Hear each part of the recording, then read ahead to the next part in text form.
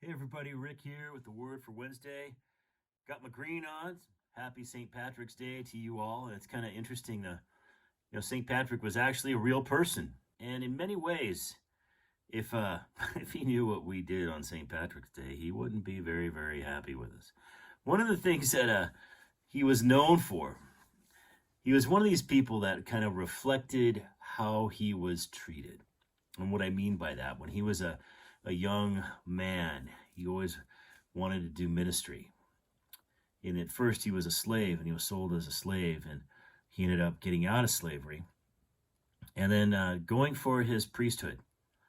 And he wasn't known as being one of the brightest bulbs on the strand, so they ended up, showing him mercy and letting him go on to be a priest. Well, it ended up being a great call because he ended up being one of the major forces of conversion in Ireland.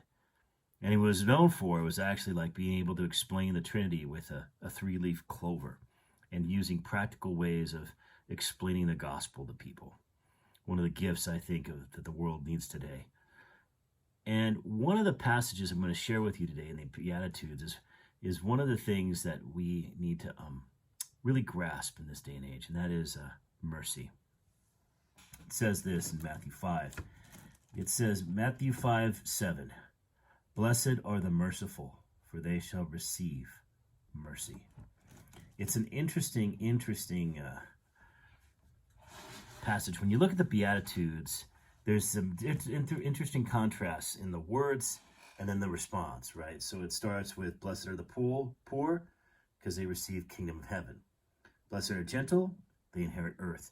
So this is the only Beatitude that's like same. Those who show mercy receive mercy. The old adage, as you forgive, so shall you be forgiven. There's this idea of mercy being something that we give away, and it's reflective.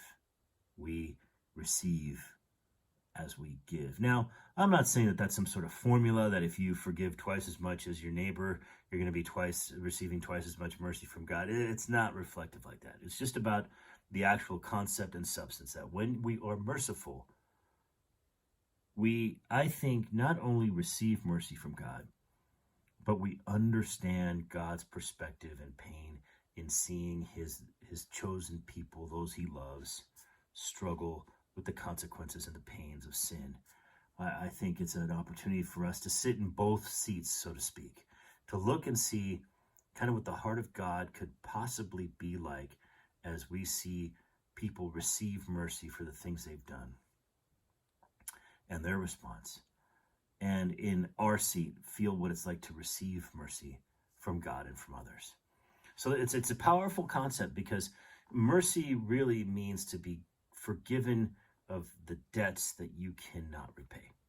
It's to not just avoid punishment, but it's to avoid punishments that you have no chance of escaping or repaying.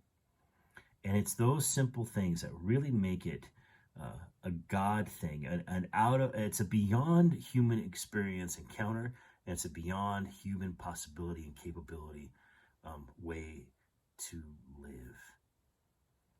And the hard thing is Jesus kind of ratchets up the ante later on when he's talking about how we love our neighbors, how we love our enemies, how we serve those that we don't like, and how we give mercy to people that have wronged us. It's a radical idea, especially in this day and age where every grievance must be dealt with. You know what I mean? We see it on the news and we hear about it all the time, where every offense is measured and every issue that is offensive or wrong or perceived as wrong or judged by others as wrong is immediately dealt with and canceled. That's not the way of mercy. We don't cancel as Christians. We practice forgiveness. We practice love. We practice mercy. Because mercy leads to restoration. Mercy leads to greater things. Mercy triumphs over judgment, James tells us. And my friends, that is a powerful, powerful, powerful idea. So as we go through our week, think about those things. Think about how blessed are the merciful, for they shall be shown mercy. Receive that mercy, give that mercy. Live in a place of grace. Live in a place where we recognize how God moves so beautifully through that relationship. I hope this has been helpful for you. We're going to be putting up a video now because our social media has changed. So within a couple, probably about tomorrow morning or later on Thursday afternoon, you will see a little kind of walk you through our social media attempt as best we can. And I hope you enjoy it. And I hope you've enjoyed this message. And the mercy that we show may it be given. And here's the kicker. And the mercy that we've been given, may we show and may we reflect that. Love you all. Have a good night. Take care.